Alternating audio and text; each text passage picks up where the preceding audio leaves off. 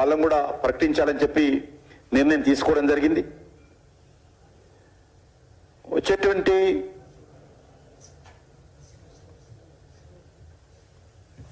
ఎన్నికలను దృష్టిలో పెట్టుకొని పార్టీ నాయకత్వం అంతా కూడా విస్తృతంగా మండలాల వారీగా గ్రామాల వారీగా పర్యటించాలని చెప్పి నిర్ణయం తీసుకున్నాం. దానికి సంబంధించినటువంటి కార్యాచరణ ప్రణాళిక రూపొందిస్తా ఉన్నాం.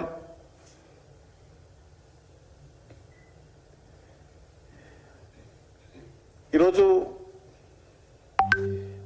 ఫిర్ ఏక్ బార్ మోడీ సర్కార్ అనే నినాదంతో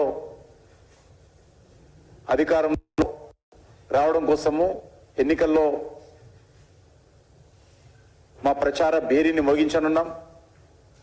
సంక్రాంతి తర్వాత ఈ యొక్క ఎన్నికల ప్రచార కార్యక్రమానికి జాతీయ స్థాయిలో శ్రీకారం చుడతారు. తెలంగాణలో కూడా పూర్తి స్థాయిలో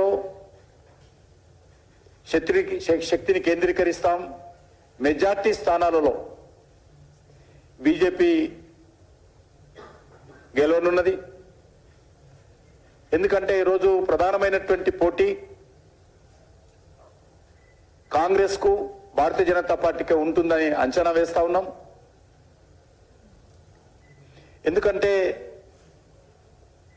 వచ్చే పార్లమెంట్ ఎన్నికల్లో కానీ భవిష్యత్తు తెలంగాణ రాజకీయాల్లో కానీ టీఆర్ఎస్ పార్టీ ఇర్రెలెవెంట్ పార్టీ అవుతుంది. టీఆర్ఎస్ పార్టీ లేక బీఆర్ఎస్ పార్టీ కేసీఆర్ కుటుంబం యొక్క ఆవశ్యకత తెలంగాణకు అవసరం లేదు. కాబట్టి ఈరోజు ఉన్నటువంటి రాజకీయ పరిస్థితుల దృష్టిలో కాంగ్రెస్ పోటీ తోటే ప్రధానంగా ఉండేటువంటి అవకాశం ఉంటుందని మేము అంచనా వేస్తున్నాం. అయినప్పటికీ ఎక్కడ కూడా తక్కువ అంచనా వేయకుండా అన్ని రకాలుగా ఎన్నికల్లో గెలవాలనేటువంటి ఏకైక లక్ష్యంతో మేము ముందుకెళ్తాం. నరేంద్ర మోడీ గారు ఏదైతే మూడోసారి ప్రధానమంత్రి కాబోతున్నారో ఒక భారీ మెజార్టీతో బీజేపీ దేశ ప్రజల ఆశీస్సులతో మళ్ళీ అధికారంలో రాబోతుందో దాంట్లో కూడా తెలంగాణ మెజార్టీ ప్రజల మద్దతు కూడగట్టాలి. నరేంద్ర మోడీ గారు అధికారంలో రావడంలో తెలంగాణ ప్రజల యొక్క భాగస్వామ్యం కూడా పూర్తి స్థాయిలో ఉండాలనేటువంటి ఆలోచనతో ఈరోజు మా కార్యాచరణ ప్రణాళిక రూపొందించుకున్నాం. మాకు పూర్తి విశ్వాసం ఉంది. వస్తున్నటువంటి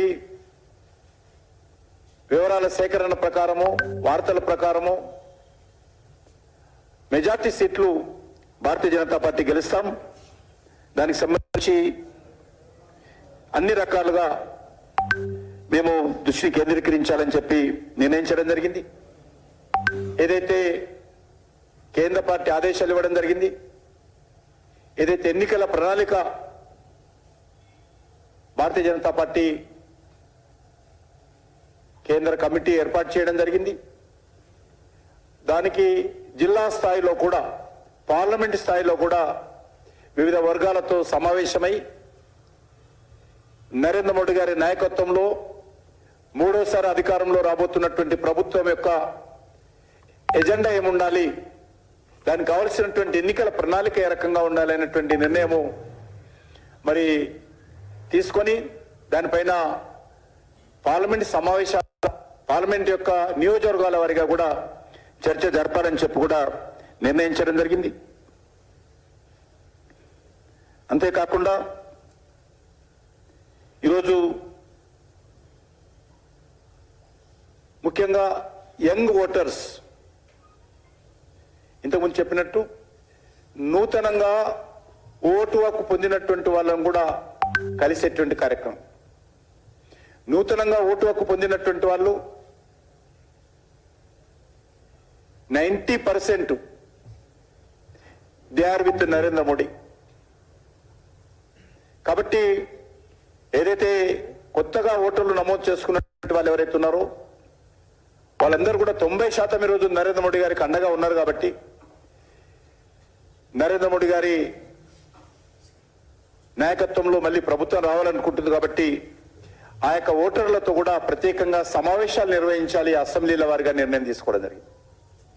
ఆ దిశలో కూడా కార్యాచరణ ప్రణాళిక రూపొందించుకుంటాం. దీంతో పాటు ఏదైతే అయోధ్యలో మరి రామ మందిర నిర్మాణం జరిగిందో దానికి సంబంధించి దేశ ప్రజలందరూ కూడా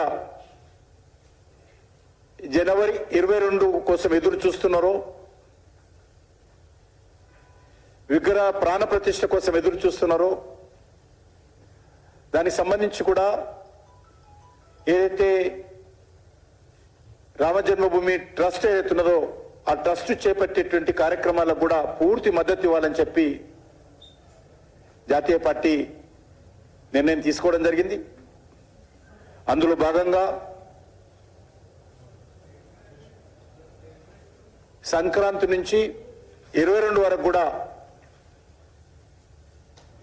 మరి ఈ యొక్క దేవాలయాలకు సంబంధించి స్వచ్ఛ అభియాన్ కార్యక్రమం తీసుకోవాలని నిర్ణయం తీసుకోవడం జరిగింది. దేవాలయాలు అనేక కారణాల కారణంగా మరి అక్కడ ఉన్నటువంటి పరిస్థితుల నేపథ్యంలో మరింతగా పరిశుభ్రంగా ఉంచేటువంటి కార్యక్రమం, శ్రీరాముడికి కానీ ఆయా దేవాలయాలు ఉన్నటువంటి పరిసర ప్రాంతాలలో మరి ఆధ్యాత్మిక భావనతో ఆ దేవాలయాలను పరిశుభ్రం చేసేటువంటి కార్యక్రమం కూడా మరి నిర్ణయించడం జరిగింది. ఆ దిశలోనే ప్రతి ఒక్క ముఖ్యమైనటువంటి నాయకుడు ఒక దేవాలయంలో కేంద్రీకరించి ఆ దేవాలయంలో స్వచ్ఛ భారత్ స్వచ్ఛ అభియాన్ కార్యక్రమం చేయాలని చెప్పి నిర్ణయం తీసుకున్నాము.